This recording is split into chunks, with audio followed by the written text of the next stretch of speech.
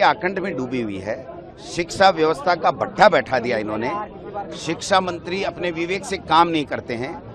मदन दिलावर बदतमीज और राजनीतिक द्वेषता निकालने वाला, अनर्गल बयानबाजी करने वाला एक आरएसएस का एजेंट के रूप में काम कर रहा है। जो आरएसएस नफरत फैलाने का काम करता है, वो पूरी सरकार के लिए मदन दिलावर नफरत फैलाने का काम कर रहा है। आप बताइए, संस्कृत विश्वविद्यालय ने परीक्षा ली, मदन दिलावर जी के विभाग ने 400 प्राइवेट सेंटर बनाए गए और 400 प्राइवेट सेंटरों में जहां पर इनका सबसे चहेता, जिसको खुद को और उसकी पत्नी को पाठ्य पुस्तक मंडल में और संस्कृत के किसी बोर्ड में मेंबर बनाया इसने, और उसकी खुद की कॉलेज के अंदर नकल करते हुए पकड़े गए। उसके ऊपर जिसने पकड़ा बिहार का व्यक्ति जो ऑब्जर्वर बन के आया था, उसको मदन दिलावर जी ने खुद ने धमकाया टेलीफोन करके कि तुम्हारी हिम्मत के भी मेरे मित्र की है, मेरा कार्यकर्ता है, बहुत बीजेपी का आरएसएस का आदमी है, इसकी कॉलेज में आप कैसे गए।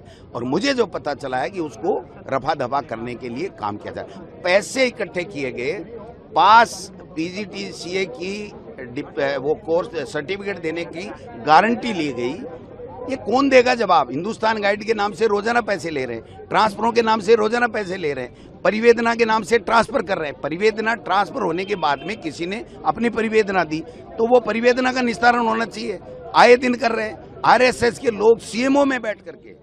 ये शर्म की बात है कि जो किसी पद पे नहीं रहता, एक 3rd ग्रेड 2nd ग्रेड का मास्टर सीएमओ में अगर उच्च अधिकारियों के साथ बैठ करके डिस्कस करता है, इसका ट्रांसफर होगा, आरएसएस चाहता है, इसका ट्रांसफर नहीं होगा, इसका कैंसिल नहीं होगा। मैं ऐसे उदाहरण दे सकता हूँ। 3 दफा इन्होंने ट्रांसफर कर दिया उस आदमी के। अच्छा, यही नजदीक कर दिया।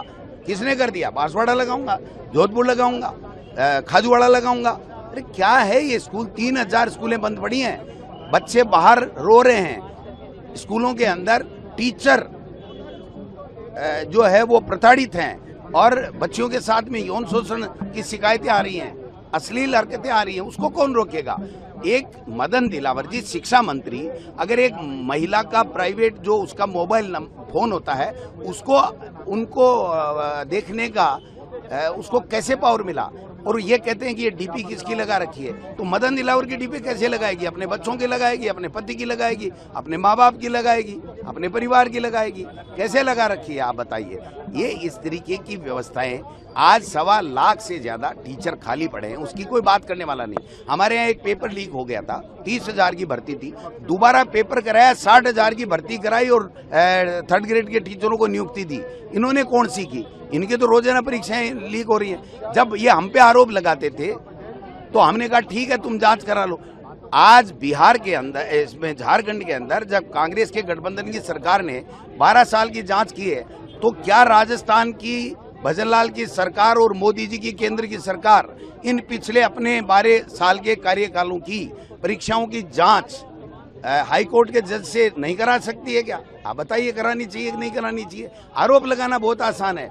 और दूध है, बच्चों का दूध कौन खा रहा है? बच्चों का दूध कौन खा रहा है? आप बताओ। मंत्री खा रहा है। स्पोर्ट्स किट्स का क्या हुआ? उस जांच का क्या हुआ? जो हर टेंडर की फाइल शिक्षा मंत्री मदन दिलावर मंगाता है और भ्रष्टाचार करता है।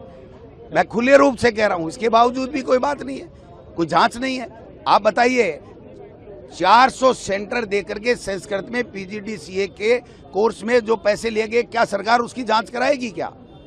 आज स्कूल में जाने से रोका जा रहा है। काला कानून ला दिया, आप भी नहीं जा सकते, हम भी नहीं जा सकते, कोई भी नहीं जा सकता।